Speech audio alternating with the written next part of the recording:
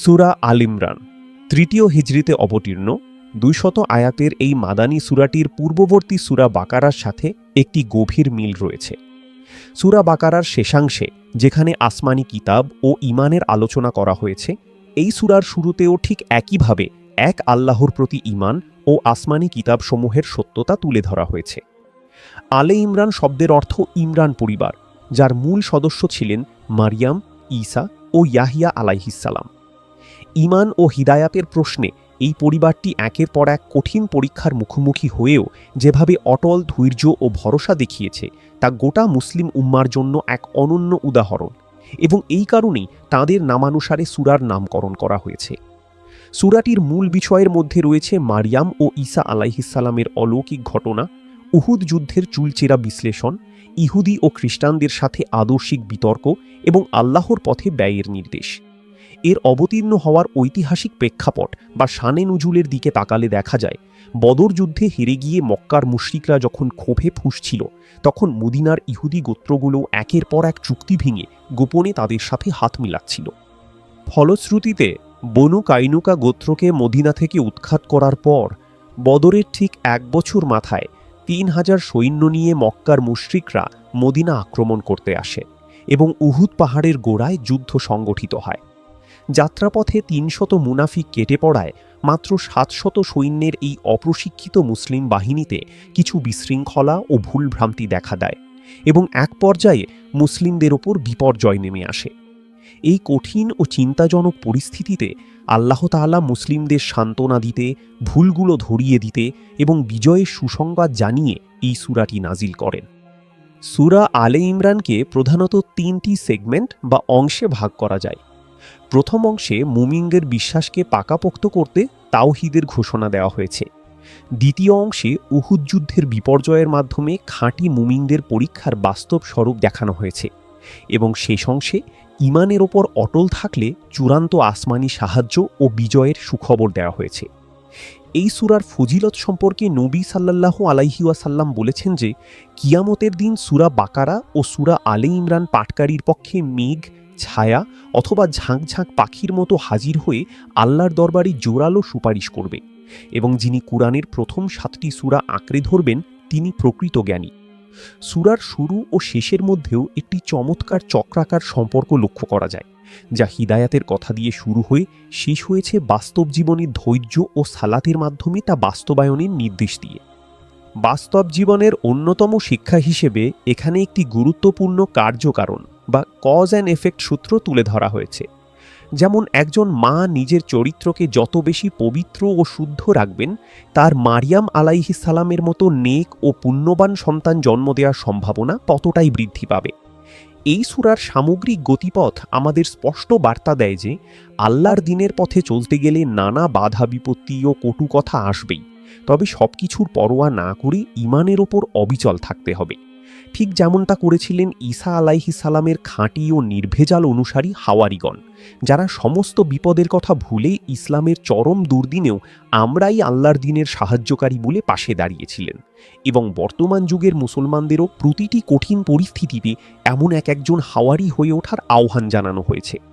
সমগ্র সূরার ২০০ আয়াতের একটি সংক্ষিপ্ত ওভারভিউ করলে দেখা যায়, ১ থেকে ১৮ নম্বর আয়াতে কুরআনকে মানবজাতির জন্য হিদায়াত ও পরীক্ষা হিসেবে উল্লেখ করে ব্যর্থদের শাস্তির কথা বলা হয়েছে।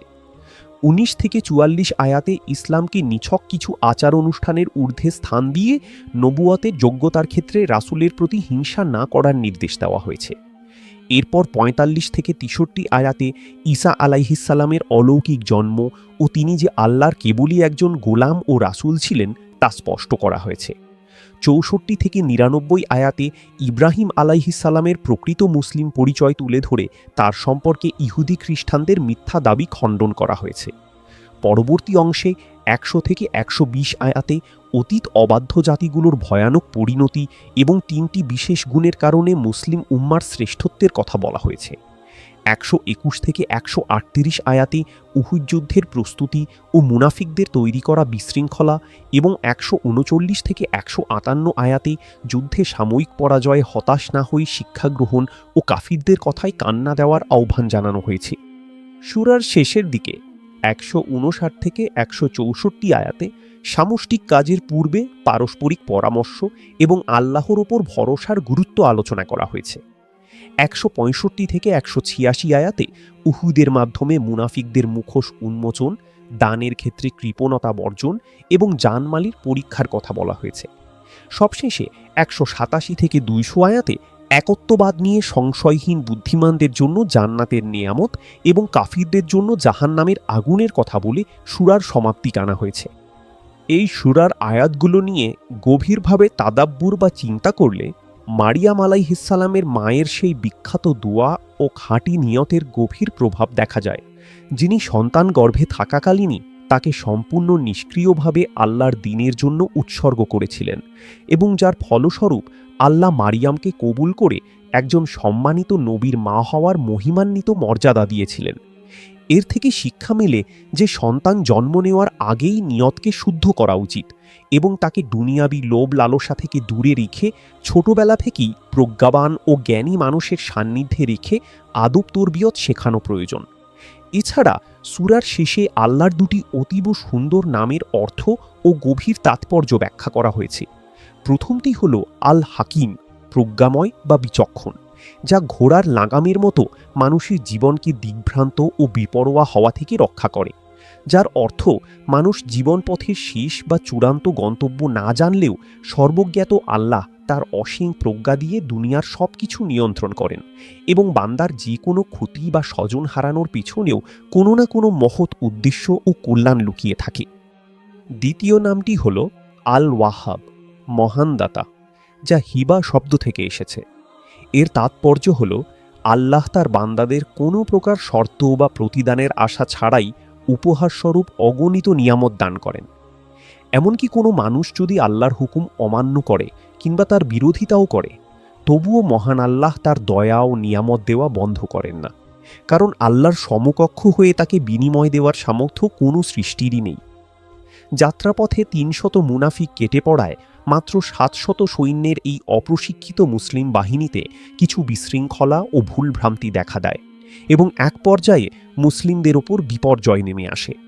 এই কঠিন ও চিন্তাজনক পরিস্থিতিতে আল্লাহ তাআলা মুসলিমদের সান্ত্বনা দিতে, ভুলগুলো ধরিয়ে দিতে এবং বিজয়ের সুসংবাদ জানিয়ে এই সূরাটি নাজিল করেন। সূরা আলে ইমরানকে প্রধানত 3টি সেগমেন্ট বা অংশে ভাগ করা যায়। প্রথম অংশে মুমিনদের বিশ্বাসকে পাকাপোক্ত করতে তাওহীদের ঘোষণা দেওয়া হয়েছে। দ্বিতীয় অংশে উহুদ যুদ্ধের বিপর্যয়ের মাধ্যমে খাঁটি মুমিনদের পরীক্ষার বাস্তব স্বরূপ দেখানো হয়েছে এবং শেষ অংশে ঈমানের ওপর অটল থাকলে